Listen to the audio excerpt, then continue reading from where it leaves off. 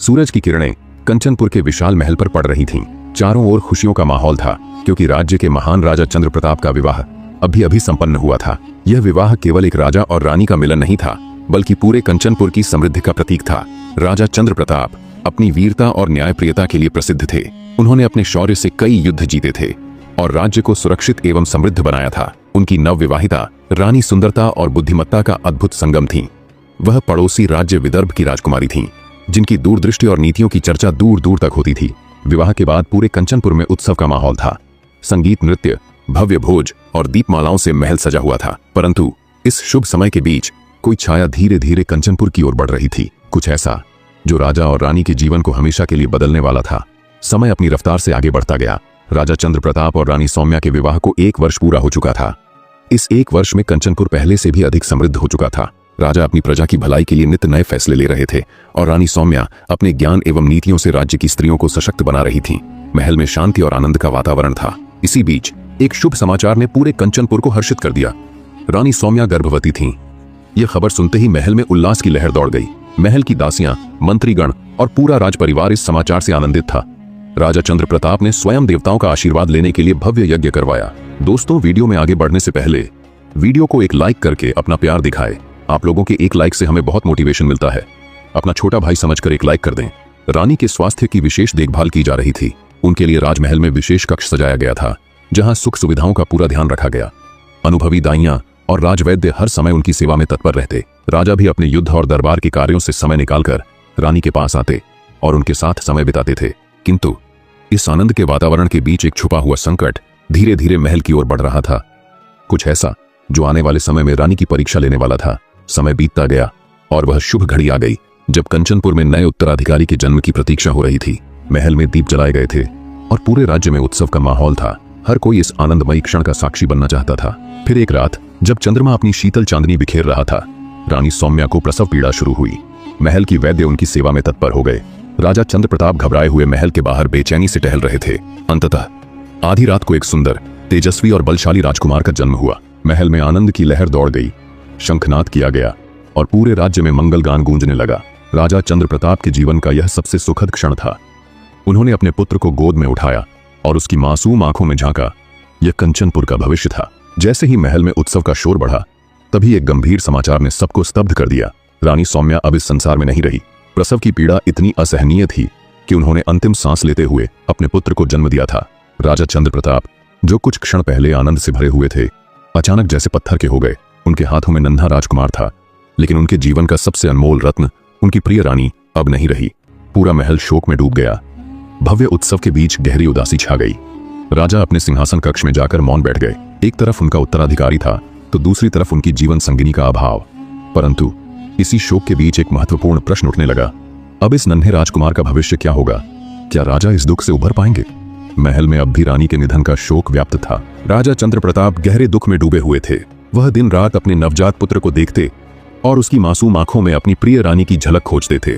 लेकिन यह शोक केवल उनका व्यक्तिगत दुख नहीं था, यह पूरे कंचनपुर के भविष्य से जुड़ा था। राज्यसभा में एक विशेष बैठक बुलाई गई। कंचनपुर के अनुभवी मंत्रीगण, सेनापति और राजगुरु सभी एकत्र हुए। राजमहल में यह चर्चा का विषय बन गया कि राजा चंद्र प्रताप को अब क्या करना चाहिए। एक मंत्री ने गंभीर स्वर में कहा, महाराज, हम आपका दुख समझ सकते हैं, परंतु कंचनपुर का भविष्य भी आपके निर्णय पर निर्भर करता है। नन्हा राजकुमार अभी बहुत छोटा है, उसे मां के स्नेह की आवश्यकता है। केवल दासियों और दाइयों के सहारे वह बड़े नहीं हो सकते हैं। अन्य मंत्रियों ने भी इस बात का समर्थन किया। सेनापति सिंहवीर ने आगे बढ़कर कहा, महाराज, आप अकेले रहकर अपने मन को दुख में मत डुबोइए। जब मंत्रीगण और राजगुरु ने विवाह का प्रस्ताव रखा तो उन्होंने क्रोधित होकर मना कर दिया। नहीं, मैं अपनी सौम्या के स्थान पर किसी और को नहीं ला सकता, यह असंभव है, उन्होंने दृढ़ स्वर में कहा। दरबार में सन्नाटा छा गया। कोई भी राजा इस दुख को अनदेखा नहीं कर सकता था, लेकिन राज्य का भविष्य भी दांव पर था। महाराज, हम आपका दुख समझते हैं, परंतु एक राजा के लिए उसका कर्तव्य सर्वोपरि होता है। आपका राजकुमार अभी बहुत छोटा है, उसे मां की ममता की आवश्यकता होगी। क्या आप यह नहीं चाहेंगे कि उसे सही मार्गदर्शन और देखभाल मिले? सेनापति सिंहवीर ने भी सहमति जताई। महाराज, यह विवाह केवल आपका निजी निर्णय नहीं है, बल्कि यह कंचनपुर के भविष्य से भी जुड़ा है। एक नन्हा उत्तराधिकारी बिना मां के स्नेह के कैसे बढ़ेगा? राजगुरु भद्रेश्वर ने गहरी सांस लेते हुए कहा, राजन, क्या आप यह नहीं चाहते कि जब यह नन्हा राजकुमार बड़ा हो तो वह एक मजबूत, नीतिवान और संतुलित राजा बने? उसके लिए एक माता का होना आवश्यक है। राजा चंद्र प्रताप यह सब सुनकर गहरी सोच में पड़ गए। उन्होंने अपने पुत्र को नन्हे हाथों से किलकारियां मारते देखा। क्या वह अपने व्यक्तिगत दुख से ऊपर उठकर अपने पुत्र के लिए यह बलिदान दे सकते थे? राजमहल में कई दिनों तक यह चर्चा चलती रही। राजा हर बार इस विषय पर चुप हो जाते, लेकिन उनके हृदय में उथल पुथल मची हुई थी। फिर एक दिन राजा चंद्र प्रताप अपने सिंहासन कक्ष में बैठे थे। उन्होंने अपने पुत्र को गोद में उठाया, उसकी मासूम आंखों में देखा और निर्णय लिया, यदि यह विवाह मेरे पुत्र और कंचनपुर के भविष्य के लिए आवश्यक है तो मैं इस प्रस्ताव को स्वीकार करता हूं। दरबार में सभी ने राहत की सांस ली। कंचनपुर के भविष्य के लिए यह एक महत्वपूर्ण निर्णय था। अब सबसे बड़ा प्रश्न यह था कि राजा चंद्र प्रताप का विवाह किससे होगा? कौन होगी कंचनपुर की नई महारानी? राजा चंद्र प्रताप ने भरी सभा में अपना निर्णय सुनाया। उन्होंने दरबारियों की ओर देखते हुए कहा, मैं दूसरी शादी करने के लिए तैयार हूं, लेकिन मेरी एक शर्त है। मैं उसी स्त्री से विवाह करूंगा जो मेरे पुत्र को अपने हृदय से अपनाएगी, उसे अपने पुत्र की तरह स्नेह देगी। यदि कोई स्त्री इस शर्त को स्वीकार नहीं कर सकती तो मैं जीवन भर अकेला रहना पसंद करूंगा। राजा की यह शर्त सुनकर दरबार में गहरी शांति छा गई। यह कोई साधारण विवाह नहीं था, यह कंचनपुर के उत्तराधिकारी की मां बनने का निर्णय था। मंत्रीगण और राजगुरु ने इस शर्त को उचित माना। अब प्रश्न यह था कि ऐसी कौन सी राजकुमारी होगी जो इस शर्त को स्वीकार करेगी। राज्य के चारों ओर संदेश भेजे गए। एक के बाद एक राजघराने से विवाह प्रस्ताव आ रहे थे, लेकिन जैसे ही राजा की शर्त का उल्लेख किया जाता, सभी राजकुमारियां पीछे हट जातीं। कोई भी स्त्री यह स्वीकारने को तैयार नहीं थी कि वह एक अन्य स्त्री के पुत्र को अपने पुत्र की तरह अपनाए। कुछ को संदेह था कि राजकुमार बड़ा होने पर उन्हें अपनाएगा या नहीं, तो कुछ को यह डर था कि वह स्वयं कभी अपने सगे संतान को जन्म नहीं दे पाएंगी। समय बीतता गया, लेकिन कोई योग्य वधू नहीं मिली। राजा का हृदय निराशा से भरने लगा। इसी बीच एक दिन महल के मंत्री ने राजा को एक असाधारण समाचार सुनाया। महाराज, एक स्त्री है जो आपकी शर्त को स्वीकार करने के लिए तैयार है। राजा ने आश्चर्य से पूछा, कौन है वह, और क्या वह सच में मेरे पुत्र को अपने हृदय से अपना सकती है? मंत्री ने धीरे से उत्तर दिया, महाराज, वह स्त्री तो बहुत ही सुंदर है, लेकिन वह कोई साधारण स्त्री नहीं, बल्कि एक विधवा है। दरबार में हलचल मच गई। राजा चंद्र प्रताप गंभीर हो गए। विधवा स्त्री से विवाह करना कोई साधारण बात नहीं थी, विशेषकर एक राजघराने में। राजा ने उस स्त्री को महल में बुलाने का आदेश दिया। अगले ही दिन एक सादे परिधान में, चेहरे पर संयम और गंभीरता लिए, वह स्त्री महल में उपस्थित हुई। उसका नाम अंशुमति था। वह एक सम्मानित युवक की पत्नी थी, लेकिन दुर्भाग्यवश उसका पति एक युद्ध में वीरगति को प्राप्त हो गया था। विधवा होने के बावजूद उसने हार नहीं मानी थी। वह न केवल धैर्यवान थी, बल्कि अपने ज्ञान और संवेदनशीलता के लिए जानी जाती थी। अंशुमति ने राजा के सामने सिर झुकाकर कहा, महाराज, मैं जानती हूं कि आपकी शर्त क्या है और मैं उसे स्वीकार करने के लिए तैयार हूं। राजा ने गहरी नजरों से उसकी ओर देखा और पूछा, क्या तुम सच में मेरे पुत्र को अपने पुत्र की तरह अपनाओगी? यह केवल कहने की बात नहीं है, यह पूरे जीवन का निर्णय है। उसने कहा, महाराज, मैंने स्वयं मातृत्व का सुख नहीं पाया है, लेकिन मैं जानती हूं कि एक मां का प्रेम केवल जन्म देने से नहीं, बल्कि स्नेह और परवरिश से भी होता है। यदि आप मुझ पर विश्वास करें तो मैं आपके पुत्र को अपने हृदय से अपना सकती हूं। राजा चंद्र प्रताप एक पल के लिए मौन रहे। फिर उन्होंने अपने पुत्र की ओर देखा, जो अपनी नन्ही आंखों से सब कुछ समझने की कोशिश कर रहा था। फिर राजा ने कहा, यदि तुम सच में मेरे पुत्र को अपनाने के लिए तैयार हो तो मैं तुम्हें अपनी महारानी के रूप में स्वीकार करता हूं। दरबार में सन्नाटा छा गया। यह निर्णय कंचनपुर के इतिहास का एक अनोखा मोड़ था, जहां एक विधवा महारानी बनने जा रही थी। अंशुमति, जो एक सम्मानित और समझदार विधवा थी, उसने राजा की शर्त को पूरी तरह स्वीकार किया था। राजा के दिल में विश्वास था कि वह अपने बेटे को मां का प्यार देने में सक्षम होंगी, और कंचनपुर के भविष्य के लिए यह निर्णय सही था। विवाह की तैयारियां धूमधाम से शुरू हो गईं। महल और पूरे कंचनपुर राज्य को सजाया गया। हर जगह खुशी और उल्लास का माहौल था। राजा और अंशुमति का विवाह बहुत धूमधाम से हुआ। समारोह में हर कोई सम्मिलित था और लोग अंशुमति के राजमहल में आने को लेकर खुश थे। रानी ने राजा चंद्र प्रताप और उनके नन्हे राजकुमार को दिल से अपनाया। रानी के साथ राजा का विवाह बड़ी शानो शौकत से हुआ। विवाह के बाद राजा चंद्र प्रताप ने अपने कर्तव्यों का पालन करना शुरू किया। उन्होंने यह सुनिश्चित किया कि नई रानी राजमहल में सहज महसूस करे और उसे किसी भी प्रकार की कमी न हो। राजमहल में अब एक नई मां का स्नेह था और राजकुमार को वह प्रेम और देखभाल मिल रही थी जिसकी उसे आवश्यकता थी। रानी ने राजकुमार को अपने बेटे की तरह स्नेह देना शुरू किया। वह उसे हमेशा अपनी गोदी में लेकर उसे प्यार करती और उसकी देखभाल करती थी। राजकुमार के चेहरे पर एक नई मुस्कान थी और वह धीरे धीरे स्वस्थ होता गया। राजमहल में अब शांति और समृद्धि का माहौल था। रानी ने न केवल राजा को साथ दिया, बल्कि वह कंचनपुर के लोगों के लिए भी एक प्रेरणा बन गई। उसने राज्य में कई सुधार किए, महिलाओं और बच्चों के लिए योजनाएं बनाई और शिक्षा और कल्याण को बढ़ावा दिया। कंचनपुर का समृद्धि काल फिर से लौट आया था। राजमहल में समृद्धि और खुशी का माहौल था। राजा और रानी के बीच एक मजबूत संबंध विकसित हो गया था। और उनकी जिंदगी में फिर से उजाला आ गया था। राजकुमार भी अपनी मां के स्नेह में पलते बढ़ते हुए स्वस्थ हो रहा था। कुछ समय बाद रानी अंशुमति को एक और शुभ समाचार मिला। वह गर्भवती हो गई। इस खबर से महल में खुशी की लहर दौड़ गई।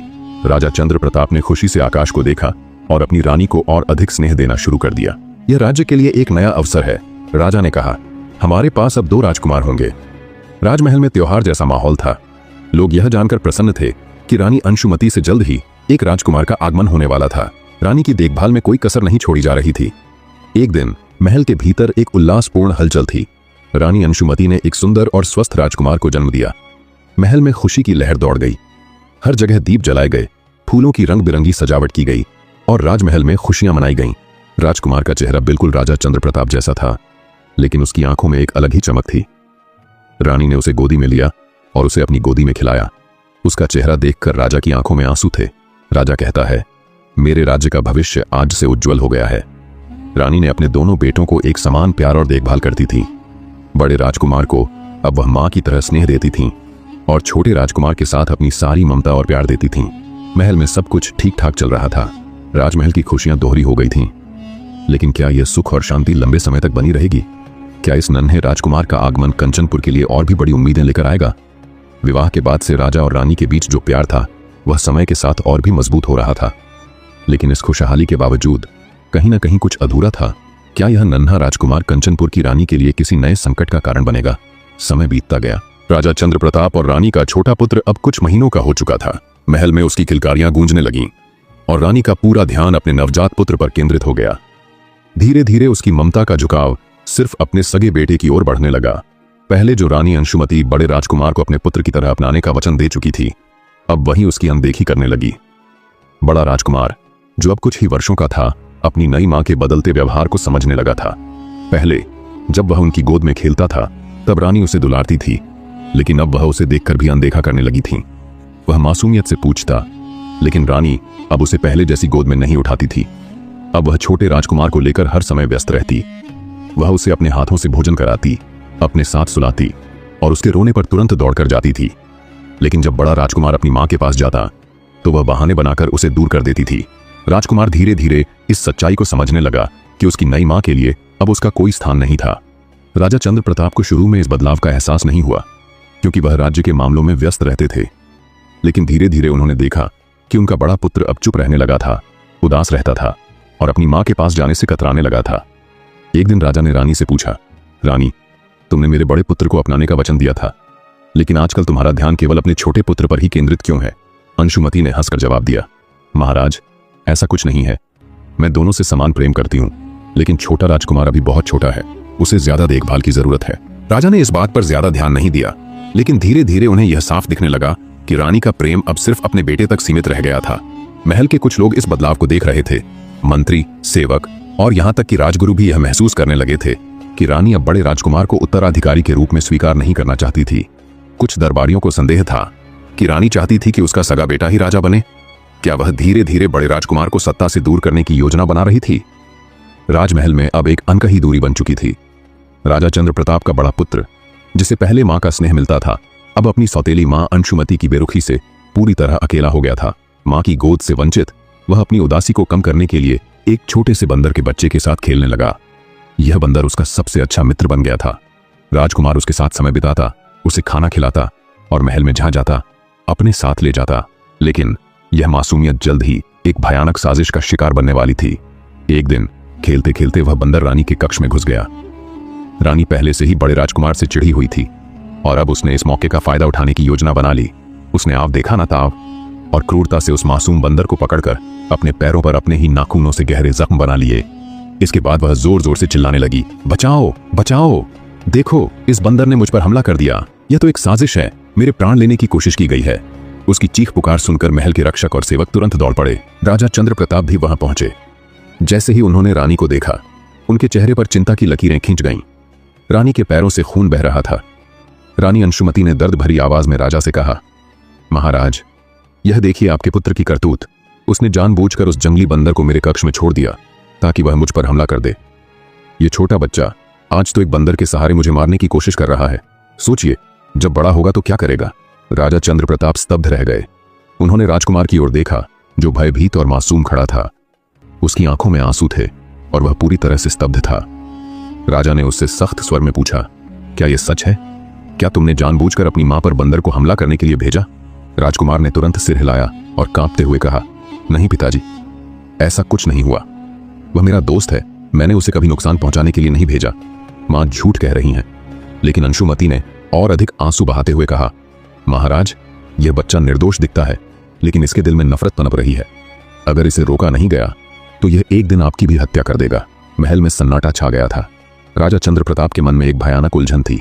एक तरफ उनका अपना पुत्र था, जिसे अपनी प्राणों से ज्यादा प्रेम करता था और जो अब भी मासूम लग रहा था। दूसरी तरफ उनकी नई रानी थी, जिसने स्वयं उनके बड़े पुत्र को अपनाने का वचन दिया था। क्या वह झूठ बोल रही थी? राजा चंद्र प्रताप के मन में संदेह जन्म लेने लगा। क्या सच में उनका पुत्र इतना निर्दयी हो सकता है? क्या राजा चंद्र प्रताप अपनी रानी की चाल को समझ पाएंगे?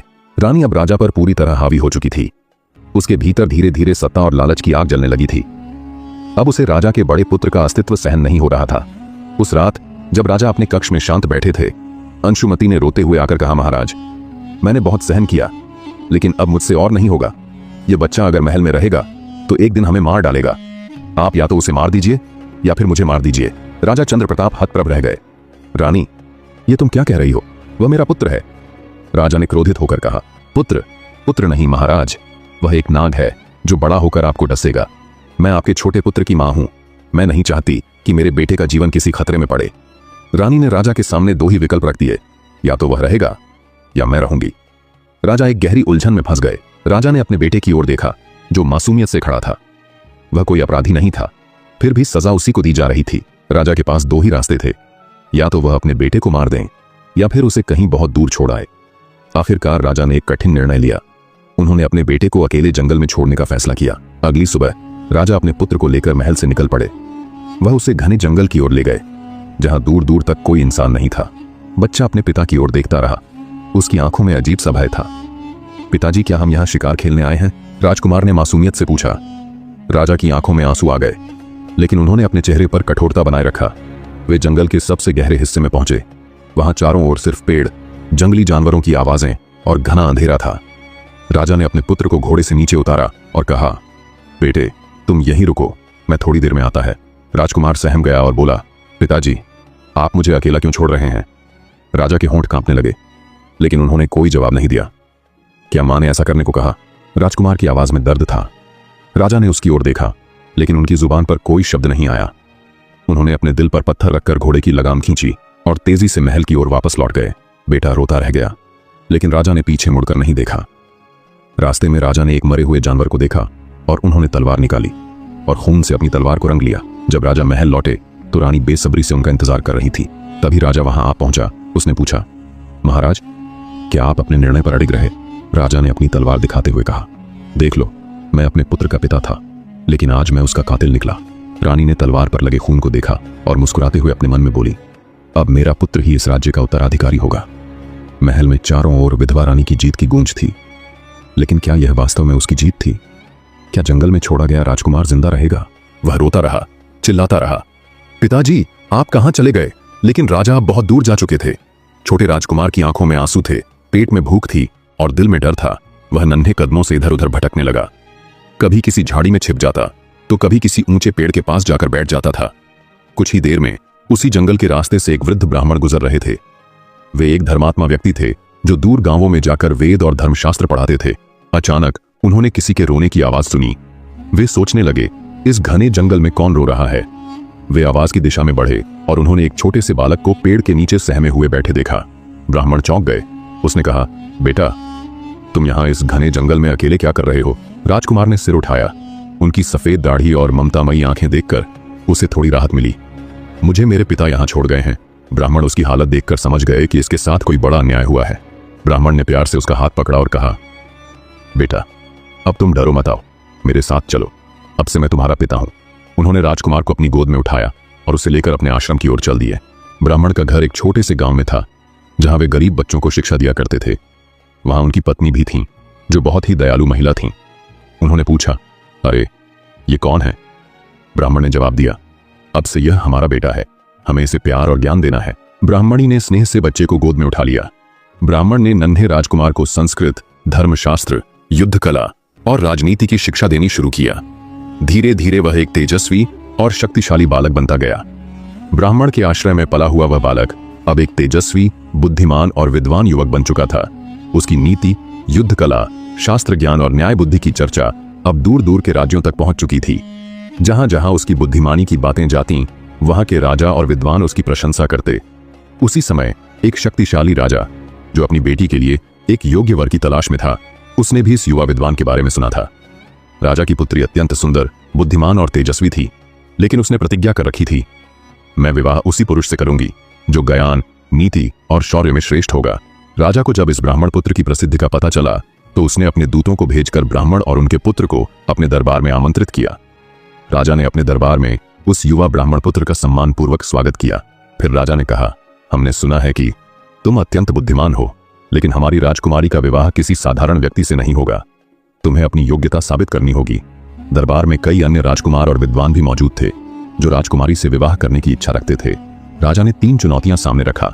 इस युवा ब्राह्मण पुत्र ने अपनी असाधारण बुद्धिमत्ता और नीति से पहली ही चुनौती में सभी को प्रभावित कर दिया।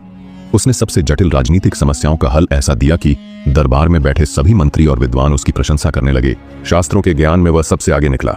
जब युद्ध कला की बारी आई तो उसने तलवारबाजी और धनुर्विद्या में अपनी श्रेष्ठता साबित कर दिया। राजा और राजकुमारी उसकी प्रतिभा से अत्यंत प्रभावित हुए।